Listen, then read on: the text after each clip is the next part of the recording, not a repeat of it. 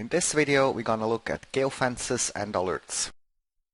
Geofences are predefined geographic areas. A click on the checkbox brings them on the map. They can be complex, or they can be very simple. You can have as many of them as you want, and they're very easy to be created. Draw a new geofence opens the new geofence dialog. We can give it a name, and now we can just draw it onto the map by clicking. We're inserting these marker points. 3 marker points is the minimum, so with 3 points we can define a geofence, but we can also add now a couple more points. And then we can adjust this to exactly include what we want. Here we also give a hint on how large the geofence area is. If we hit save, the geofence is inserted into the database, and it's going to show here now in the list where we can display it again on the map.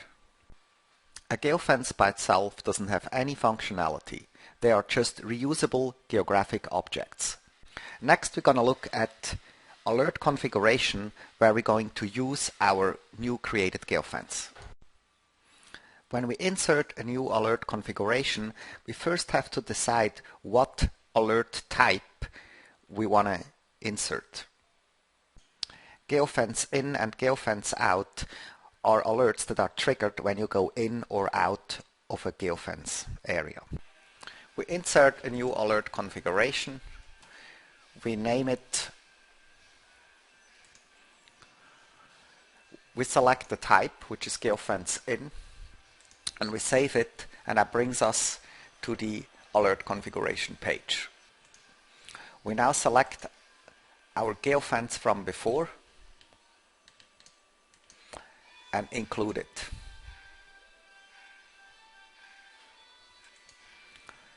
In restrict times, we can set up when the alert should be active. With this definition, it would be active Monday to Friday during these working hours. Next, we have to assign units to the alert. So we select all devices, tracking group Mexico. And then the last step is to configure what notification should be sent. We add the user group regular user and also add an email address for email alert notifications. That's how easy it is to set up an alert. Now let's look at some other alert types. Idle and speed alerts trigger when you go over the configured values. Event report and input value are device-specific alerts. A good example of that is this winch activation alert. In this scenario, we have tracking devices installed on boats. They are connected to electric winches that are engaged when parasail starts are made. With this simple arrangement, it's now possible to count the parasail start. We see the result here on the alert by name report. Here we have the winch activation. We see the boats, we see the days, and a counter of the parasail starts. Another example of this is this open cargo door alert. An electric wire from the cargo door has been connected to the tracking device, and now we get an alert whenever the cargo door opens. And on the alert report we can see now the door openings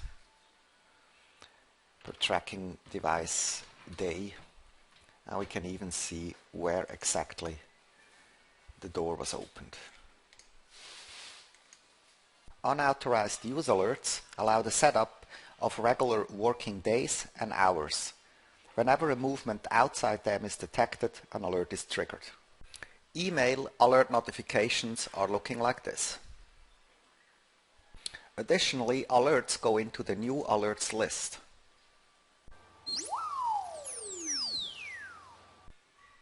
New alerts go to the bottom of the list. They can be displayed on the map or they can be processed.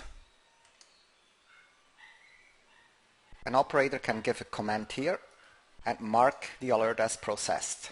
Next alert is loaded and we will see that this alert that we just processed will go out of the list here in a second. Now it has been removed. This list here is synchronized, so if several operators have it open and alerts are processed, they will be taken out of the list for all users. To sum this up, geofences can easily be created. Complex and sophisticated alert scenarios can be set up with a simple user interface. Alert processing is optimized for a team of operators.